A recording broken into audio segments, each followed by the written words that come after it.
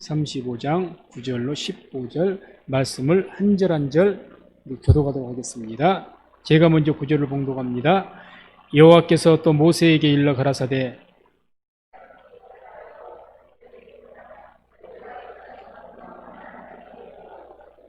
너희를 위하여 성읍을 도피성으로 정하여 그릇 살인한 자로 그리로 피하게 하라.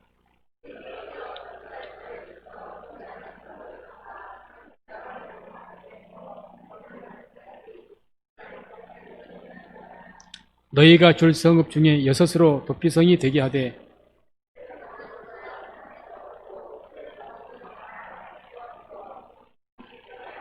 다같이 이 6성읍은 이스라엘 자손과 다국인과 이스라엘 중에 우고하는 자의 도피성이 되리니 무릇 그릿 살인한 자가 그리로 도피할 수 있으리라. 아멘. 말씀을 중심으로 해서 도피성을 정하여 피하게 하라. 이런 제목으로 말씀을 선포하겠습니다. 오늘 말씀은 우리가 도피성의 규례라고 해서 이제 그 도피성의 규례를 통해서 주신 약속의 말씀인데, 교회를 조금 이렇게 다니시고 말씀 많이 들으신 분들은 한두 번쯤은 다 들으셨던 말씀입니다. 그래서 결론도 이 도피성을 정하여 피하게 하라. 이 도피성이 제가 이제 주보에다가도 묵상 말씀을 써놨습니다. 도피성이, 우리의 도피성은 어디인가? 답 알고 계시죠? 예, 예수님 답은 다 나와 있습니다. 알고 있는데 뭔 또 말씀을 또 설교를 하려고 하느냐? 알면 됐지. 아는 것과 믿는 것은 하늘과 땅 차이입니다. 왜 아는 것을 또 들어야 되느냐? 설교를 통해서 그것이 믿음으로 와야 됩니다. 도피성이신 예수님이 알면 뭐합니까? 믿지 못하면 도피성이 필요 없죠? 도피성 안 피할 것 아닙니까? 예수 필요 없잖아요. 우리의 도피성이 우리가 피난처이신데 믿음으로 다가와야 정말 그 믿음 가운데 주님을 찾는 거예요. 도피성으로 가는 것이고, 안 믿으면 알면 뭐합니까? 그래서 항상 어떤 말씀을 들을 때 우리가 설교 말씀은 오래 신앙생활하면 한두 번쯤 들어봤지 뭘 전혀 오늘 새로운 말씀을 듣네 그러기는 거의 없죠. 항상 말씀을 들을 때 그런 마음 가지시고, 오늘 내가 어떤 말씀을 들을 때 내가 이 말씀 너무 익히 알고 있지만 이 말씀들을 들음을 통해서 우리에게 믿음으로 와닿아서, 믿음으로 와닿아야 이 말씀이 내게 능력이 되는 것이거든요. 복이 되고, 그런 은혜가 있는 시간 되기를 주의 이름으로 축원해 드립니다. 자, 그럼 오늘 이 도피성의 규례의 그 약속 보면은 11절 12절 보면 이런 말씀이 나옵니다. 너희를 위하여 성읍을 도피성으로 정하여 그릇 살인한 자로 그리로 피하게 하라. 이는 너희가 보수할 자에게서 도피하는 성을 삼아 살인한 자가 회중 앞에 서서 판결을 받기까지 죽지 않게 하기 위함이라. 그래서 오늘 말씀 보면 그 규례와 그 약속을 보면 두 가지로 말씀하죠. 먼저 도피성을 정해라. 도피성은 이 레위인들이 사는 성읍들, 그래서 가나안 땅을 정복하게 되면은 이제 다른 지파 백성들은 다 동쪽이면 동쪽, 서쪽이면서 한 곳에 모아서 지파별로 살았어요. 르우벤 지파, 베냐민 지파 나눠져서 그 땅이 경기도, 경상도 이렇게 나눠지듯이 이렇게 나눠져 살았단 말입니다. 그런데 레위인들은 그렇지 않고 전국에 흩어져 살았어요. 그래서 이 레위인들에게는 이스라엘 각 지파가 성읍을, 다 레위인들은 땅이 없으니까 주게 돼 있습니다. 그래서 그 준 성읍이 48개 성읍입니다. 48개 그 성읍을 주게 돼 있는데 그 48개 성읍이 다 도피성이 아니라 그 중에 6개를 정하라는 이야기입니다. 그래서 요단강 동편에 3개, 요단강 서편에 3개, 이렇게 그래서 3개씩 정하라는 거죠. 그래서 도피를 정하는 그 기준은 무엇보다 이제 레위인이 거주해야 되고, 레위인의 성읍이 돼야 되고, 첫 번째 원칙은. 두 번째 중요한 것은 제사장이 거기에 거주를 해야 됩니다. 제사장이. 대제사장은 예루살렘에 있는 것이고 제사장이 거주를 해요. 왜냐? 거기서 뭘 하기 위해서 피하라 그럽니까? 도피한 사람이 판결받기까지. 누가 판결을 하죠? 제사장이 판결합니다. 이게 법원이 있는 곳까지, 우리말 한다면 법원이 있는 곳까지.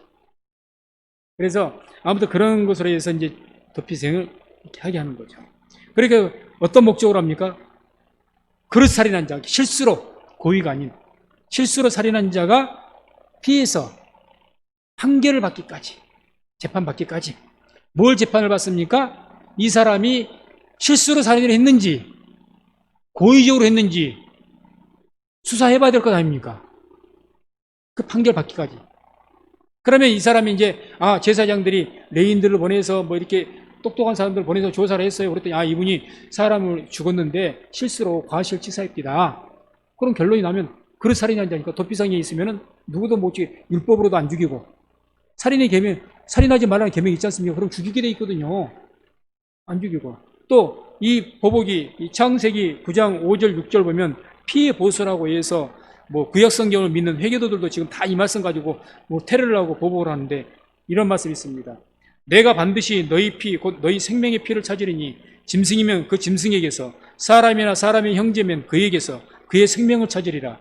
무릇 사람의 피를 흘리면 사람이 그의 피를 흘릴 것이니 이는 하나님이 자기 형상대로 사람을 지었음이니라.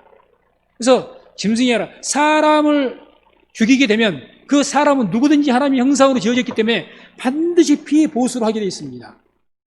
이게 율법의 원칙이에요.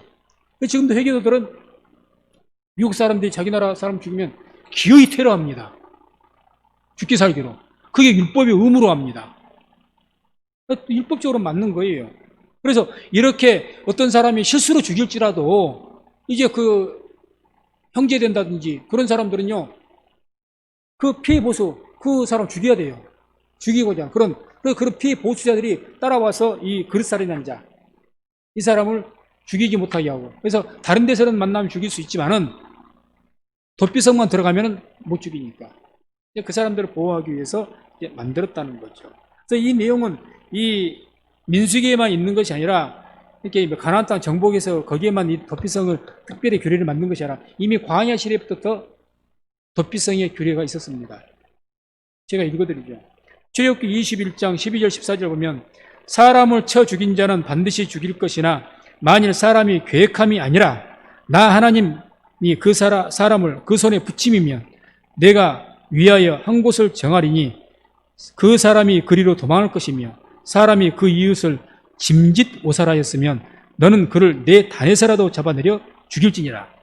그러니까 무슨 말씀이냐? 광야 생활을 하면서도 그때 도피성이 없으니까 방랑자 나그네니까 거기서 사람을 쳐서 죽였는데 그 하나님께서 그 사람 붙였다 하나님께서 허락을 했다는 거죠. 또는 뭐 실수로 죽였으면은 그것을 어떤 정한 어떤 광야 중에서 어디 뭐 정해 천막을 쳐놓든지 그렇게 해서 그때 한쪽 정해서 그리 피해만 죽이지 못하게 했고, 그런데 만약에 짐짓 모살 고의적으로 살인했다는 거예요. 고의적으로 계획을 가지고 그런 의도로 살인 사람을 죽였으면 내 단에서 이렇게 번제단에 뿔을 잡으면 못 죽이게 돼 있거든요. 그 뿔을 잡고 그 단에 끌어내려서 죽이라는 거예요. 이렇게 도피성에 들어가다 끌어 죽이라는 이야기죠. 이게 이제 출애굽기 광야 시대도 있었다는 이야기죠. 이것이 이제 이어져서 민수기에서 가나안 땅에 들어가면 이제 성읍으로 이렇게 딱 정해라, 확립을 해라, 이제 이런 말씀을 하신 겁니다. 그래서 우리가 이제 이 살인죄, 그래서 도피성의 규례는 딱 핵심이 뭡니까?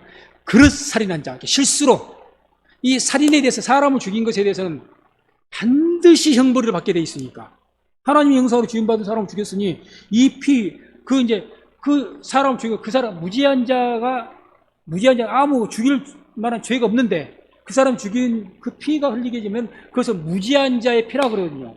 이 피가 땅에 흘리게 되면 그 땅이 저주를 받게 돼 있습니다. 율법상 더럽혀져요. 그렇기 때문에 그렇게 하지 않기 위해서 반드시 그러면 그 피를 뭐로 덮을 것이냐? 죽인 자의 그 피를 덮여야 되는 겁니다. 그래야 땅이 정결케 돼요. 이게 율법의 원리입니다. 피해 보수가. 그렇기 때문에 이제 이 살인죄에 대해서는 굉장히 엄격하게 다루죠. 10계명기, 6계명이가 있는 것이고, 가장 인간은 대인 계명이라고 그러죠. 대신 계명은 하나님을 향한 계명이고 대인 계명은 6계명부터 나오지 않습니까? 가장 먼저가 살인하지 말라는 거예요. 그래서 자 보면은 그렇게 해서 이제 이 도피성의 규례의 적용 범위는 그릇 살인자의 하나, 그릇 실수로. 그 외에 뭐 다른 범위는 안 벗어납니다. 그래서 이 16절에도 보면 이런 말씀이 나오죠. 만일 철 연장으로 사람을 쳐 죽이면 이는 고살한 자니 그 고살자는 반드시 죽일 것이요. 이렇게 천련장 사람을 죽이는데 천련장은 이거 사람 때려 죽죠. 그런데 그런 걸로 사람을 때려서 죽었다. 여기서 고살자다. 진짜 살인자라는 거예요. 죽이려고 그걸 들었다는 거죠. 그 천련장뿐만 아니라 또 17절에 보면은 돌연장으로 돌로 쳐서 죽였다. 가인과 같이 돌로 사람 치면 죽어요. 그런데 돌을 들었다? 그것은 고살자다는 거예요. 그런 것을 용서하지 말라는 거죠. 또 나무 연장도 마찬가지입니다. 이만한 나무 가지고 사람을 쳤다? 그럼 죽을 수가 있죠. 그런 걸 알고도 이렇게 뻔히 이걸로 때리면 사람 죽을 수도 있다. 알 수 있는 그런 연장과 물건을 들고 했는데 칼 들고 찔렀다? 사람 죽을 수 있죠. 그런데 그걸로 사람을 찔렀다? 그것은 이유가 없다. 그것은 고살자다. 그거 반드시 형벌하게 되죠. 단에서라도 끌어내리라고 했으니까. 이렇게 이제 이해를 하시고, 그럼 우리가 이제 이 살인죄에 대해서 육계명이 말씀한 살인죄에 대해서 이 범위가 어디까지인가? 이것 때문에 우리 최근에는 그런 일이 있었죠. 안식일 교인들 집정거부에서 이제 군대 면제하니 마니 막 그런 말이 쓰다가 기독교계에서 반대를 하니까 이제 면제는 못 해주고 따로 집청하지 않고 다른 일을 할 수, 보충 요구를 할 수 있도록 이렇게 지금 했지 않습니까? 안식일 교인들 집청 거부가 정말 율법적으로 타당한가? 그들 말은 10계명, 6계명 가지고 이야기한 것 아닙니까? 살인을 금지하는 계명이 있는데 우리가 총이라는 것은 사람을 죽이는 무기다. 그런 이 무기 자체가 들 수가 없다. 그럼 군에를 왜 안 가려고 하느냐? 군에 가면 사람 죽이는 훈련을 시키고 어떻게 사람 죽일 수밖에 없는데 전쟁을 하게 되면 그러면 하나님의 계명을 어기게 되니까 우리는 신앙의 양심상 못 가겠다. 이런 건 아닙니까? 맞죠? 그렇게 해서 지금 난리가 났죠. 그럼 그것이 과연 성경적으로 맞는가 하는 말이죠. 안식일 교회에서 하는 말이 맞나? 맞으면 우리도 그걸 따라야죠. 그러지 않습니까? 아니라는 얘기죠. 자, 한번 이걸 생각해 봅시다. 첫 번째, 살인할 수 있는 경우를 제가 이제 한 세 가지 정도로 우리가 생각할 수가 있는데, 자, 살인하는 경우 첫 번째는 우리가 전쟁을 통해서 적군을 죽였다. 그건 살인계명에 적용이 됩니까? 안 됩니까? 우리 이성으로는 안 돼야 맞는 것 같죠. 그런데 안식일 교회는 이것은 당연히 이것도 살인죄다 그런다는 거예요. 그럼 우리가 이제 성경으로 찾자는 거죠. 그러면은 구약시대 아브라함도 전쟁을 통해 사람을 죽였고요. 모세도 전쟁을 통해 사람을 죽였고요. 다윗도 죽였고요. 사무엘 선지자도 죽였고요. 다 사람 죽였어요. 전쟁하다가. 다 죄인입니까? 살인계명 오겠습니까? 뭔 말하는 거예요 지금. 그리고 살인죄를 저지른 다윗의 계보를 통해 메시아가 났다고요? 뭔 말하는 거예요 지금. 아니잖아요. 아니지 않습니까? 아니죠. 성경을 통해도 그 살인 죽였다고 이스라엘 군사가 블레셋 군대하고 싸우고 블레셋 군대 죽였다고 하나님 너희도 살인했어. 성경이 그렇습니까? 안 그렇잖아요. 살인이 아니죠. 주께서 말씀한 살인 계명이 죄가 아니라는 거죠. 그래서 살인한 자가 살인죄로 여기지 않는 것처럼 아니라는 이야기죠. 두 번째로 우리가 생각할 수 있는 것은 어떤 걸 생각하겠냐면 하나님의 계명으로 하나님의 명령이 있기 때문에 죽인 것이라는 거죠. 예를 들어서 너희가 옛날에 동성연애 하는 자도 죽이라고 돼 있어요. 돌로 쳐서. 맞죠? 율법이 얼마나 돌로 쳐서 죽이라는 말씀이 많이 나온 줄 아십니까? 출애굽기 21장 14절 17절을 보면 제가 쭉 읽어드릴게요. 사람이 그 이웃을 짐짓 모살하 했으면 너는 그를 내 단에서라도 잡아내려 죽일지니라. 이렇게 고의적으로 죽였으면 그렇게 하라는 거죠. 자기 아비나 어미를 치는 자는, 이게 아버지의 부모를 폭행하는 자는 반드시 죽일지니라고 했어요. 그냥 죽일지니라가 아닙니다. 반드시 죽일지니라. 또 사람을 후린 자, 사람을 유괴해서 그렇게 하는 사람들, 그 사람은 팔았든지 또 후려치든지 그런 사람은 자기 수하에 종으로 두었든지 강제적으로 폭행을 해서 두었든지 그런 사람들은 반드시 죽일지니라 되어 있어요. 반드시 율법이. 그 다음에 그 아비나 어미를 저주하는 자는 반드시 죽일지니라고 했어요. 부모를 저주해도 안 돼요. 반드시 죽이라고 되어 있습니다. 그런 명령에서 사형을 집행했어. 그게 살인죄입니까? 아니잖아요. 아니지 않습니까? 하나님께서 사람 죽여라 해놓고 살인죄로 덮어 씌워요? 뭐 말이 되는 소리를 해야지. 이것은 우리 사회에서 일어나고 있는 한간의 사형 폐지제 운동, 이 사형 폐지 운동도 이 계명 때문에 그렇게 하는 거예요. 하나님이 살인하지 말라고 했지 않느냐. 그런데 그대로 아무 흉악한 범죄라도 왜 기회의 살인죄를 줄이려고 하느냐. 저는 사형제 존속에 하자는데 거기에 항상 지지합니다. 예. 예나 책임이나 하나님께서 율법 제도를 통해서 그렇게 명확하게 중대한 범죄에서는 무서운 사형죄를 도입하신 것은 더 이상 악이 만연해지지 않기 위해서 그런 겁니다. 한 사람을 일벌 100개 해서 더 이상, 아니 사람을 100명을 죽여도 이래서 잔혹하게 수십 명을 죽여도 그 사람 사형을 안 시켜요. 그럼 악한 자들이 겁을 내겠습니까? 그런 사람들이 꼬리에 꼬리를 물고 일어나는 거예요. 사람에게 준 형벌에서 가장 무서운 형벌이 사형제도거든요. 그래야 겁이 나서 사람을 죽인 것이 너무 큰 중대한 범죄인 줄 알고 남의 생명이 귀한 줄 알고. 그래서 저는 사형제도, 그럼 이런 것에 의해서도, 근데 이런 운동한 분들 뭐라 그러냐, 특히 안식일교회 이런 교회에서는 그러니까 이제 일반 요즘에 인권을 운동하는 데서는 그것이 옳게 보이는 거예요. 근데 저는 개인적으로는 성경에 의해서도 이건 아니라는 거죠. 그래서 아주 악한 사형제를 이렇게 남발해서는 큰일 나겠지만 아주 극악한 거는 일벌 100개를 위해서 전속을 해야 된다. 이렇게 하는 거죠. 그런 내용을 생각할 수가 있겠고. 그 다음에 우리가 도적을, 강도를 만난다든지 도적놈을 만나갖고 막 몸싸움을 하고 그러다가 나도 모르게 나를 지키기 위해서 죽이는 거예요. 그건 살인이겠습니까? 아니겠습니까?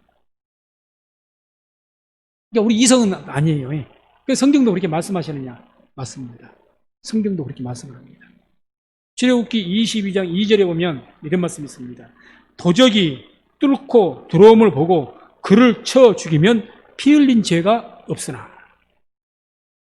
도적이 뚫고 들어왔다는 거예요. 죽였어요. 나의 생명을 지키기 위해서. 피 흘린 죄 없습니다. 살인죄가 아니라는 거죠.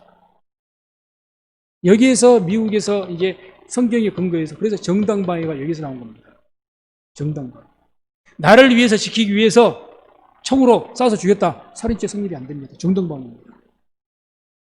그래서 미국은 총기 허용하기 때문에 여기서 내 집에 있는데 여자 혼자 있는데 누가 담을 튀어 넘어온다. 총을 쏴 죽여요. 살인죄 아닙니다. 정당방위입니다. 그러니까 이런 것들 제가 이제 말씀드리고 싶은 것은 성경의 율법에서도 사람 죽었다 해서 전부 다 6계명의 살인죄로 다 올가 메운 것이 아니라 그 중에 구별한다는 거죠. 구별. 그래서 하나님께서 그런 죄에 대해서 집행을 하는데 오늘 이 도피성의 규례에서는 어떤 자들 이렇게 살인죄는 반드시 죽이라고 되어 있는데 기본적인 개념은 하나님의 형상으로 지은 자로 어쨌든 사람 죽었으니까 반드시 어떤 피를 흘려야 된다. 이것이 이제 율법의 기본적인 계명인데 이 도피성이라는 것은 뭘 말하냐? 그리로 피하면 그 율법의 계명이 적용받지 못하게 막아주고 보호해주는 그런 규례가 이 도피성의 규례라는 거죠. 그래서 그러면 이제 이 도피성의 규례가 하나 율법을 주신 규례가 그 어떤 실수로 사람을 죽여서 그 죽인 사람의 생명을 보호해주고 그 사람을 지키기 위해서 이 율법을 하나님께서 만드셨느냐? 목적이 그것뿐이냐? 그 목적이지만은 더 궁극적인 목적이 있습니다. 도피성의 규례의 목적은 더 궁극적인, 더 큰 목적이, 더 큰 목적이. 이 33절 민수기 오늘 35장 33절 34절 한번 띄워보시기 바랍니다. 함께 합독합니다. 너희는 거하는 땅을 더럽히지 말라. 피는 땅을 더럽히나니 피 흘림을 받은 땅은 이를 흘리게 한 자의 피가 아니면 속할 수 없느니라. 너희는 너희 거하는 땅 곧 나의 거하는 땅을 더럽히지 말라. 나 여호와가 이스라엘 자손 중에 거함이니라. 아멘. 무슨 말씀인가 하면 무지한 자의 피가 땅에 그대로 흘리게 되면 그래서 그것이 이 피 흘린 것이 이것이 씻어지지 않으면 그 땅이 저주를 받는다. 그래서 하나님께서 거하지 않는다는 겁니다. 내가 이 땅에 거하고 있다 너희들과 함께 하나님 임의셔 같이 계신다. 근데 무죄한 자의 피가 땅에 흘려서 그것을 속하지 않으면은 하나님 거하실 수가 없는 거예요. 그 부정한 땅에. 그러니까 궁극적인 목적이 뭐냐? 무지한 죄 흘린 자의 피가 이 땅에 있어서 가득해서 하나님이 임재체 떠나보신다는 거예요. 이스라엘 떠나버린다는 겁니다. 그러니까 하나님이 떠나가시지 않게 하기 위해서라도 그것을 막아야죠. 그 문제를 해결해야 되죠. 그래서 어떤 억울한 한 사람을 살리는 것도 중요하지만 이스라엘 민족 가운데 하나님께서 거하게 하시기 위한 것, 하나님의 영광이 임재하게 하기 위한 것, 이것이 도피성의 궁극적인 목적이라는 이야기죠. 그래도 구약시대나 우리 시대나 언제 하나님의 영광이 임하고 우리 함께 하십니까? 죄가 없어야 하나님이 임하시는 겁니다. 죄 사함을 받아야 우리가 회개하고 죄 사함 받아야 예수님이 우리에게 들어오시는 거예요. 성령님이. 예수의 피가 있고 그 피로 인해서 우리 죄가 덮여졌기 때문에 성령님이 임하시지. 안 그러면 성령님이 오실 줄 아십니까? 안 오셔요. 떠나버리십니다. 떠나버리십니다.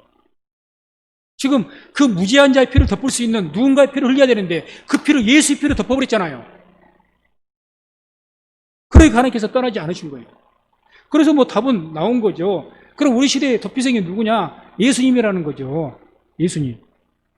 그래서 그걸 또 성경으로 우리가 알 수 있는 것은 시편 18편 2절 보면 다윗이 이렇게 하나님에 대해서 찬양을 합니다.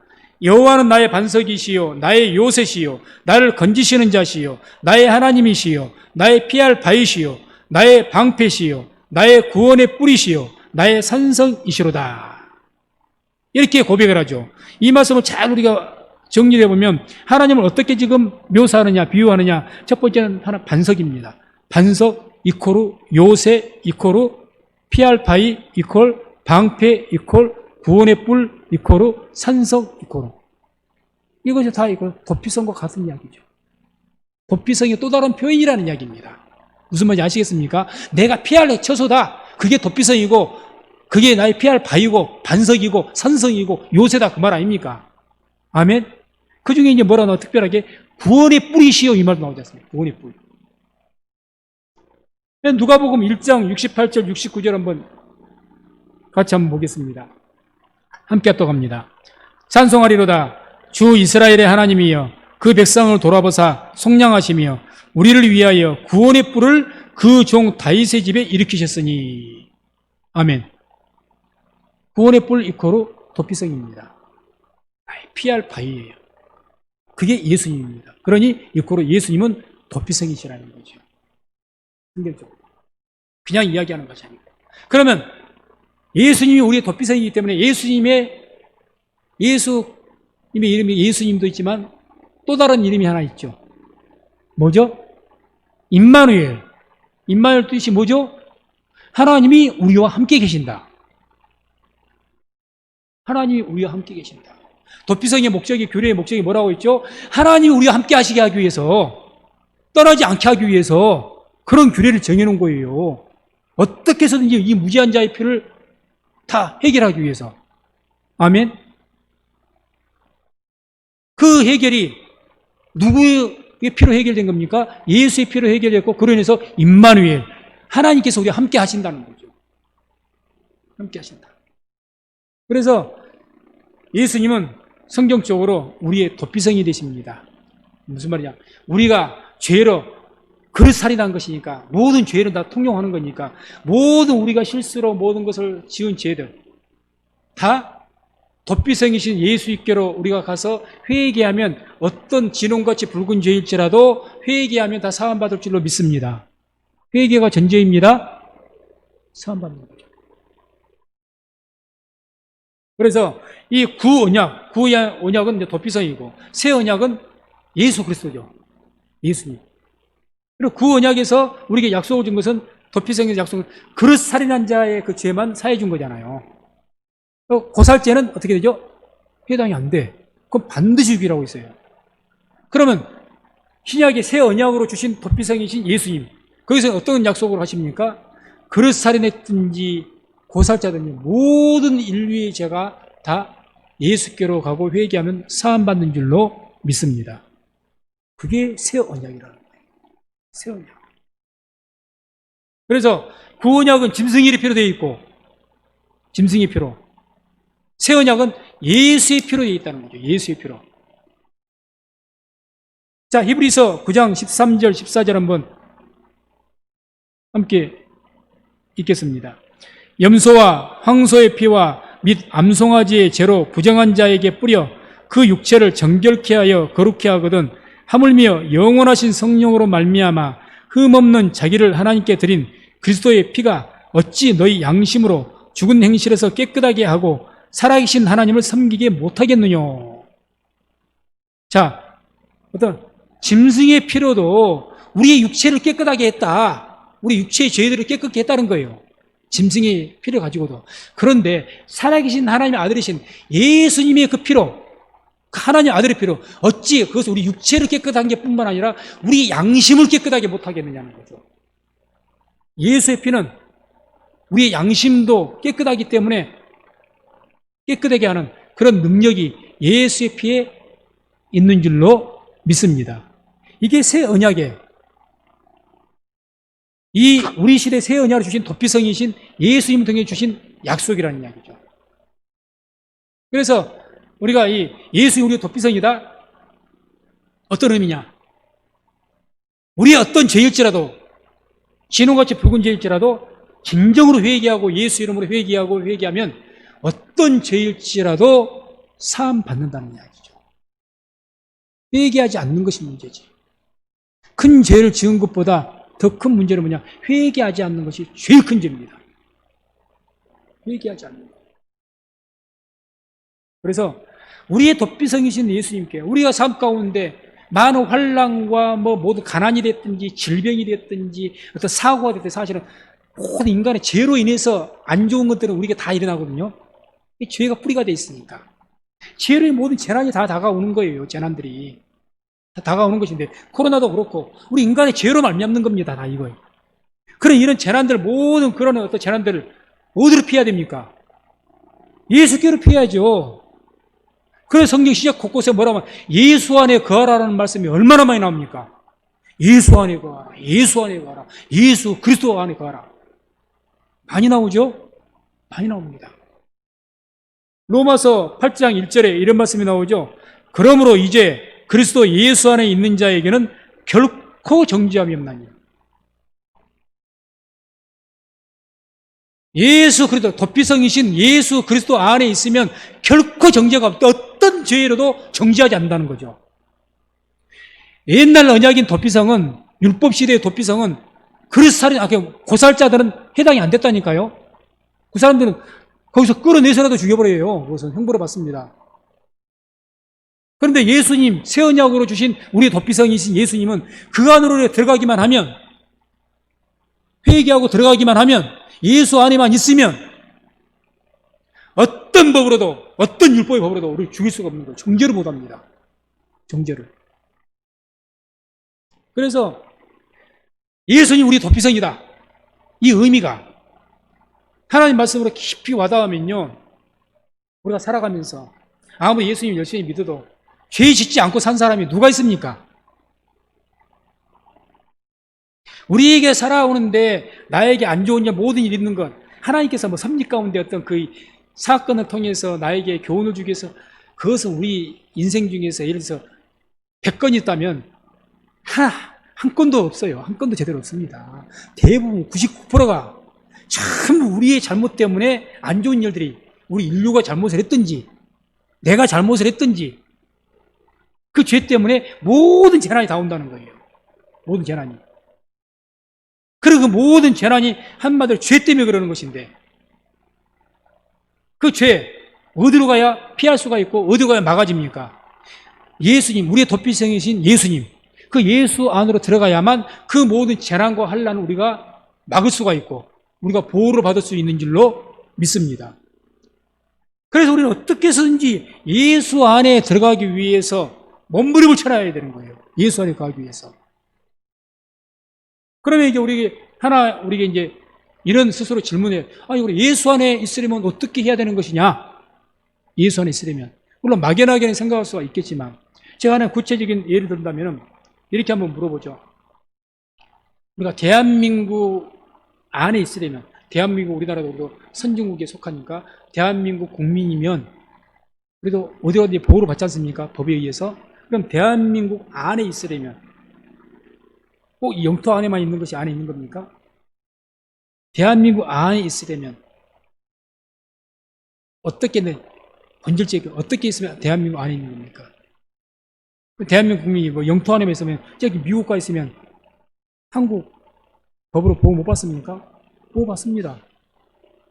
이게 제가 무슨 말씀 드리고자 이 말씀 드린 거냐면, 대한민국 국민이라면 미국을 가든지, 이번에 북한에도 그런 일이 있었는데 북한을 가든지 어디를 가든지 한국 국민이면 대한민국 법의 적용을 받습니다. 법으로 보호를 받아요. 그 사람이 어디 있는지가 문제가 안 돼요. 대표적인 것이 대사관이죠. 영토로서는. 대사관은 대한민국의 영토가 되어버립니다. 대한민국. 왜? 대한민국 법을 적용받아요. 무슨 말이냐? 우리가 예수 안에 있으려면 예수 그리스도의 말씀에 적용을 받아야 돼요. 적용을 받아야 됩니다. 예수의 말씀에 적용을 하면 그 사람은 그리스도인이 아니에요. 그래서 우리가 그리스도인이다, 크리스찬이다, 이 말은 내가 하나님의 말씀으로, 복음의 말씀으로 적용을, 그 법에 의해서 사는 사람이에요. 지금 내가 대한민국 말만 국민이지 이 나라의 의무를 세금도 안 내지, 국방의 의무도 안 해버리고 도망가 버리죠. 그러면 대한민국 법이 보호해 줄 것 같습니까? 안 해줘요. 의무를 안 지키는데, 그러면 우리가 예수 안에 있는 것도 어떤 의무로 있어야 되는데, 예수 안에서 우리가 지켜야 될 의무가 뭐냐? 예수 그리스도를 믿는 그 믿음을 지키는 것이 우리의 의무입니다. 믿음을 지키는 거죠. 예수 믿는 믿음을 지키면 그게 예수 안에 있는 자입니다. 예수 안입니다. 예수 안에 있으면 그 사람은 도피성이 있는 것이고, 그러면 예수 안에 있는 자는 하나님께서 정말 우는 사자가 두루 돌아다니며 상킬자를 찾는다 할지라도 우리를 지키시고 보호해 주실 줄로 믿습니다. 그래서 우리가 예수를 믿는다는 것이 어떤 의미인지, 그래서 예수를 믿는다는 것은 곧 도피성 안에 있다는 이야기죠. 내가 지금 예수를 믿는 믿음 안에, 믿음의 우타를 치고, 그래서 우리가 자꾸 말씀을 들으면서 말씀을 잘 믿기 위해서 계속 말씀을 들어야 되니까, 말씀을 들으면 들을수록 내 주위에 말씀을 믿는 믿음을 통해서 내 주위에도 두터운 울타리를 치는 거죠. 쉽게 표현하면 내가 예수 안에 거하기 위해서, 예수 안에라고 도피성의 성벽을 더 두텁게 쌓는 거죠. 쉽게 말해 비유를 한다면 더 두터워지는 거죠. 믿음이 커지고 두터워지는 거죠. 견고해지는 거죠. 그래서 우리 성도님들은 이러한 예수께서 우리의 도피성이시라는 그런 굳건한 믿음을 가지시고, 더욱더 그 믿음을 통해서, 예수 믿는 믿음을 통해서 견고한 요새를 세우시기 바랍니다. 네, 믿음에. 아멘? 믿음의 요새 세워서 항상 어떤 문제가 됐든지, 내 삶에 어떤 환난, 모든 발생되는 문제는 죄로 말미암는 거니까, 어떤 문제가 됐든지 문제가 발생하면 즉각적으로 예수 안으로, 더욱더 그 안으로 들어가서 세상의 모든 환난들, 모든 문제를 예수 안에 들어감을 통해서 다 막아내시고, 그런 모든 것들을 물리치시고 승리하는 그런 우리 모든 성도님 되시기를 주의 이름으로 축원을 드립니다.